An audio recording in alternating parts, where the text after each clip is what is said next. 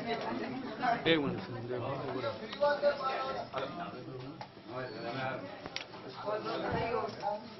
Thank you, धन्यवाद,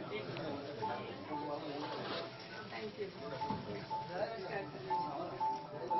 और जो युवा भाई हैं उनको मैं फिर विनती करती हूँ कि आपका सहयोग, आपका स्नेह इसी तरह मुझे हमेशा मिलता रहे।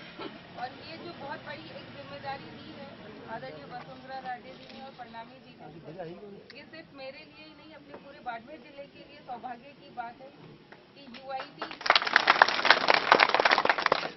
की स्थापना अपन जानते हैं 2013 में हुई थी, लेकिन अभी तक कोई चेयरपर्सन नियुक्ति नहीं हुई थी, तो ये पहली नियुक्ति है।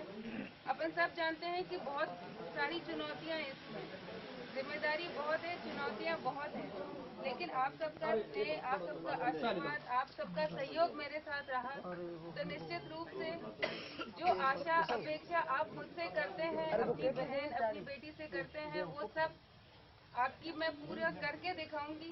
आप सब अपना सहयोग, आप सब यहाँ पर आए, उसके लिए आप सबको मेरी तरफ से बहुत बहुत बहुत बहुत धन्यवाद। जिंदाबाद, प्रियंका चौधरी जिंदाबाद। बाड़मेर शहर के कम लोग हैं, मैं फिर आपका अधिकार है, आप बहुत पीछे रह जाएंगे, अगर इसी तरह चलते रहे तो फिर और पीछे रहेंगे। तो बाड़मेर शहर के लोगों को अभी भी जागने की जरूरत है, वो जगह नहीं है। अगले बाड़मेर वासी हैंगर पिलोट है, एक ही बात शहर की बात कर रही हूँ मैं। शहर नगर परिषद की हालत ऐसी है, नगर परिषद की हालत अपन सब जानते हैं।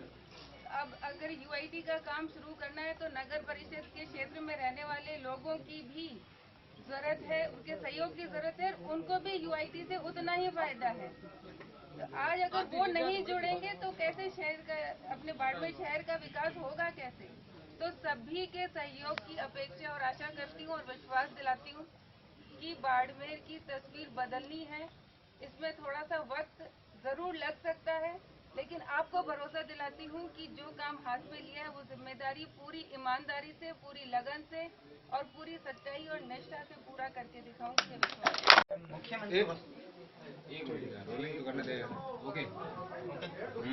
मुख्यमंत्री वसुंधरा राजे ने बहुत बड़ी जिम्मेदारी आपको यूआईटी चेयरमैन के रूप में दी है। आपकी प्रमुख प्राथमिकताएं क्या होंगी? किस प्राथमिकताओं को बेस पर आप बाड़मेर का विकास करेंगे? सबसे पहले तो मैं आदरणीय मुख्यमंत्री वसुंधरा राजे जी को मेरी तरफ से, पूरे बाड़मेर जिले की तरफ से बहुत बहुत धन्यवाद देती हूँ, आभार व्यक्त करती हूँ कि पहली बार बाड़मेर यूआईटी के चेयरपर्सन के तौर पे मुझे एक बहुत बड़ी जिम्मेदारी दी है। बहुत लंबे समय से बाड़मेर विकास से वंचित था। हम सब जानते हैं कि जो बाड़मेर के आसपास का जो क्षेत्र है वो अभी भी विकास से कोसों दूर है। तो ये एक मौका दिया है, बहुत बड़ी जिम्मेदारी दी है वसुंधरा राजे जी ने। तो इसमें चुनौतियां हैं, लेकिन सारी चुनौतियों को देखते हुए भी सबका साथ लेते हुए, सबको साथ रखकर पूरे बाड़मेर का विकास करेंगे, ये विश्वास दिलाती हूँ। इसमें यूआईटी में चुनौतियां काफी है, न तो यूआईटी के पास में भवन है, न स्टाफ है। इसमें कैसे तालमेल बैठा के विकास कैसे किया जाएगा?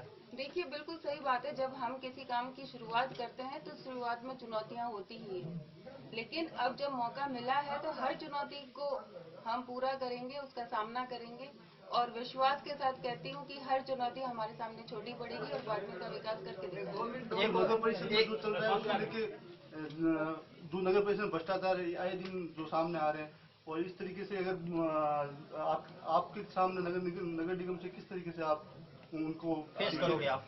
देखिए, ऐसा है, बाड़मेर का जो भ्रष्टाचार नगर परिषद में है, अपन जानते हैं कि बाड़मेर नगर परिषद सबसे भ्रष्ट नगर परिषद रही है पूरे राजस्थान की।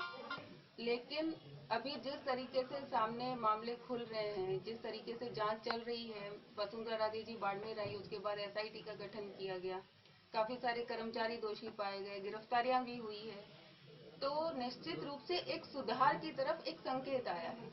तो इस तरीके से भ्रष्टाचार में, जो नगर परिषद में भ्रष्टाचार हो रहा है, उस पर भी लगाम कसी जाएगी। और यूआईटी का जहां तक है, मैं आपको विश्वास दिलाती हूँ कि अपनी बाड़मेर नगर परिषद सबसे भ्रष्ट नगर परिषद में से रही, लेकिन बाड़मेर यूआईटी सबसे ईमानदार और सबसे विकसित, जिसको कहते हैं, एक रिकॉर्ड कायम करेगी पूरे राजस्थान में। मैडम, एक चुनौती बड़ी ये है कि नगर परिषद में बोर्ड कांग्रेस का है और जिस बोर्ड का मतलब संचालन बाड़मेर विधायक मेवाराम जैन द्वारा किया जा रहा है, आपके और उनके 36 का आंकड़ा है, इसमें कैसे संभव होगा कि विकास हो पाए? अब देखिए, आंकड़ा तो पता नहीं क्या है और क्या नहीं है, लेकिन ये बात जरूर है कि अगर विधायक जी चाहते हैं कि बाड़मेर का विकास हो, क्योंकि उनको वोट दिए हैं, उनको एमएलए बनाया है, तो अगर वो चाहते हैं कि बाड़मेर की जनता का भला हो तो निश्चित रूप से उनको सहयोग देना चाहिए। नगर परिषद के दायरे के बाहर भी कहीं कॉलोनियां हैं अभी तक विकास से वंचित हैं, क्या आपकी पहले प्रमुखता उन कॉलोनियों को रहेगी? निश्चित रूप से अपने बाड़मेर क्षेत्र में बहुत पहले ही जो नगर परिषद क्षेत्र में जुड़ जाना चाहिए था। वहाँ की जो कॉलोनी में अगर आप जाके देखेंगे तो मूलभूत सुविधाएं भी नहीं है। तो सबसे पहले तो जो शहर के इतने करीब जो लोग रह रहे हैं, जिनके मूलभूत सड़क, पानी, बिजली तक की सुविधा नहीं है, तो सबसे पहले कैसे उन कॉलोनी को डेवलप किया जाए, तो प्राथमिकता यही रहेगी। उसके लिए जो भी बजट चाहिएगा, वो भी जो भी अपने यूआईटी के विकास के लिए जो भी काम करने हैं, धीरे धीरे एक बार सिस्टम शुरू हो जाए, क्योंकि पहली बार कोई अध्यक्ष बन के आया है, तो एक बार तो पूरा स्टाफ हो जाए, एक बिल्डिंग हो जाए, उसके बाद काम सारा शुरू करेंगे। यूआईटी में अन्य पद भरने के लिए क्या प्रक्रिया अपनाई जाएगी? वही बोल रही हूँ मैं आपको, अभी स्टाफ नहीं है, तो देखें बिना स्टाफ के तो मशीनरी के तो काम नहीं कर सकते, तो जैसे भी होगा, चाहे डेप्यूटेशन से बुलाएं या नई नियुक्ति कराएं, जो भी होगा, पहले इसका इंतजाम करें। धन्यवाद।